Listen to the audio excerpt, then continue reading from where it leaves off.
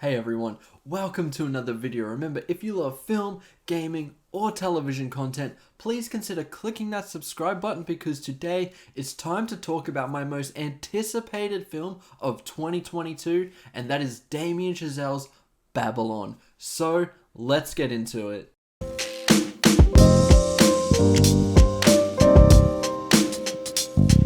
It has been a long time coming waiting for this film. I've been following the progress of this for about 3 years because a filmmaker like Damien Chazelle is one that I always have my eye on.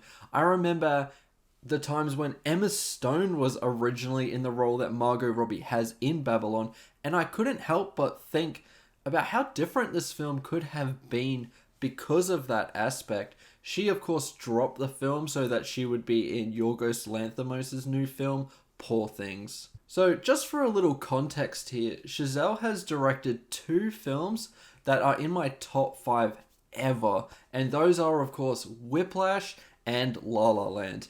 They were foundational films for me, ones that truly inspired my love of cinema in the first place, and I could never really justify or put into words how much I adore those films. I was originally going to review both of those in the journey to Babylon, but I just couldn't bring myself to it because those films just mean so much to me that it's just something that I can't really express properly. I recently rewatched them again in order to make those reviews, and I enjoyed them immensely. They have aged so well, and they're both still amazing and definitely in that top 5 still. La La Land is my favorite film of all time, with Whiplash maybe being second. They're just that good. I was, however, growing a little bit concerned that the lightning that Damien Chazelle captured in those 2 films was slowly dissipating. While I think First Man is great, it just doesn't feel like it's up to the same standard as those 2 films. And he did a little work in the television aspect with The Eddie, which felt like a little more of a step back in the 2 episodes he directed. I'm so pleased to say that Chazelle hasn't lost his touch.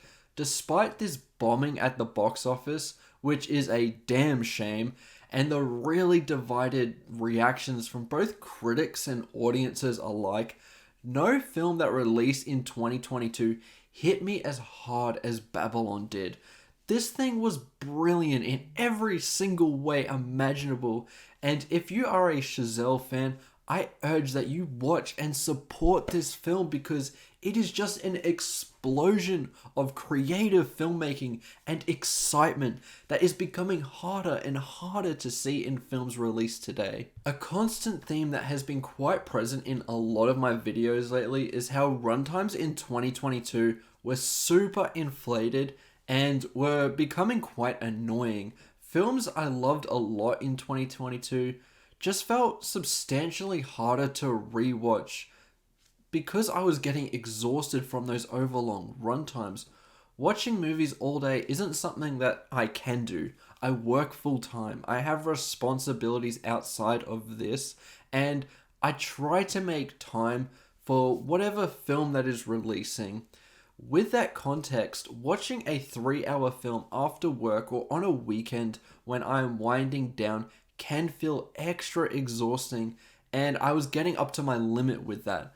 Babylon being another 3-hour film had me a little nervous that the extremely fast pacing that this was going to present would make this feel equally exhausting, but thankfully that just never ever happened, not once.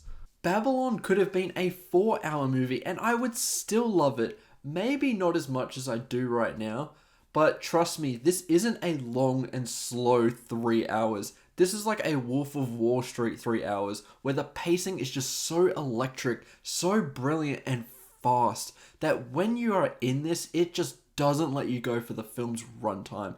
It is one of those that feels an hour shorter than it actually is, and so much credit is deserved to Chazelle here, because that is an extremely difficult thing to pull off, which I have only seen maybe a handful of times, and I really think Chazelle did a beautiful job in that regard. Everything stylistically that you may have seen in either Whiplash or La La Land is definitely here, and it adds its own little flair, which makes this a very exciting experience, which I just can't help but recommend to you.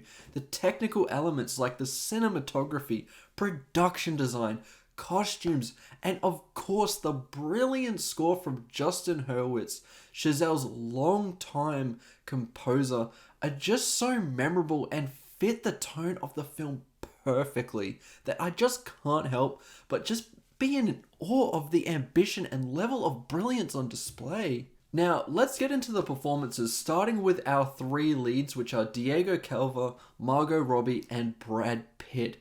Each add something completely different and all do a top tier job of doing so. Let's start with Margot Robbie, the new starlet who just wants to keep it that way. They're very happy being a Hollywood star.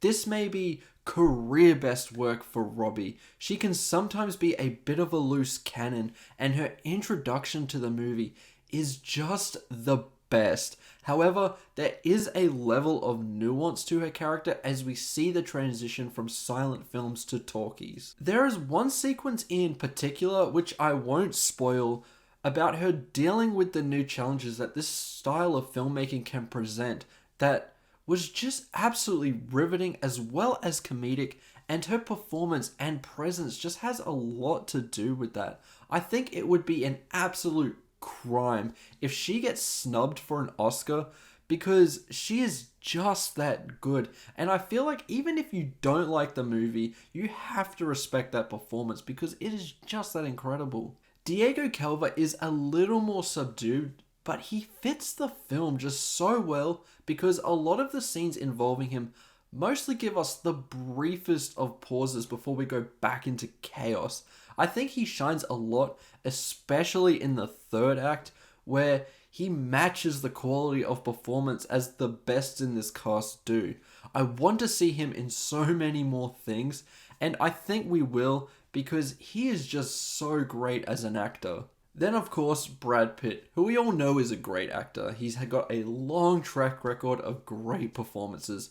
A lot of people say that Tom Cruise is the last star in Hollywood, and I always thought that that was a bit of a lie because yes, Tom Cruise is a star for sure, but guys like Leonardo DiCaprio and Brad Pitt are as well. Pitt shows that, again, here too, he is giving a fantastic performance. He hasn't let up once in this later stretch of his career. And his performance in this and the writing for his character just leads to a very gut-wrenching arc, and the nuance of the performance take us on that journey to make it as effective as possible. The supporting cast is great. I see why this got nominated for SAG Ensemble, because I feel like nearly every single person in this movie gets at least one moment that is just brilliant and enhances the film so much by adding to that chaotic energy. Speaking of chaotic energy, let's get into that a little bit because I think that's the thing that everyone is kind of taking away from this. Yes, it definitely has its moments that toe a line and sometimes may cross it for some audiences. There were walkouts after the opening scene in my screening, so definitely be warned if you're expecting something a little more softer about this era, like The Artist or something, you will be shocked that this is not the case. Chazelle mentioned that this film is a hate letter to Hollywood and a love letter to cinema, and I 100% agree with that statement. He explores how depraved and twisted Hollywood can be, while also showing us how important and moving cinema can be. I think Chazelle really wants to challenge audiences, which is why he recently said that he doesn't mind the reception this has gotten because not enough films challenge audiences like this, where there's a certain divide. He knows this, and that is why I think if you can't stomach the first 20 or so minutes of this film, you won't be able to handle some scenes later. If you're really digging those first 20 minutes, you are in for a very, very enjoyable ride, because I was someone who thought those first 20 minutes were a masterclass in filmmaking, and I went on to really enjoy the rest of the film. I don't think it is an endless barrage of chaos and crass and disgusting scenes.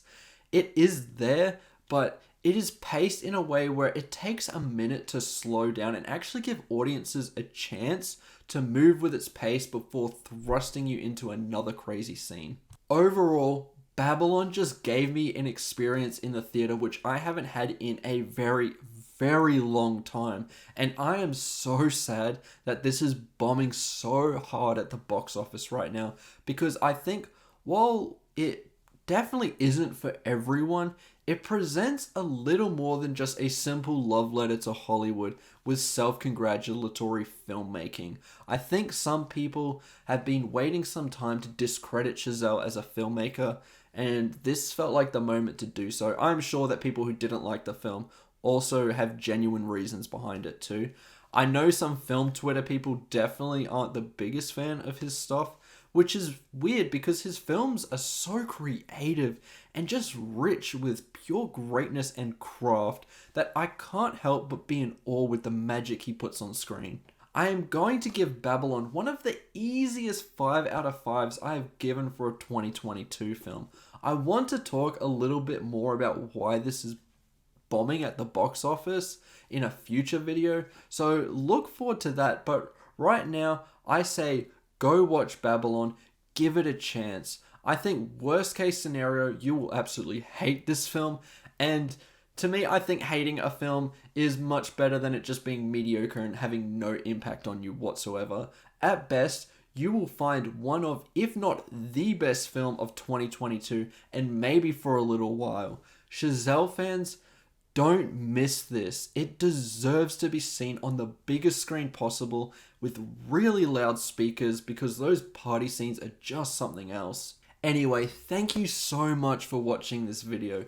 Please remember to be respectful in the comment section. This is a very divisive film.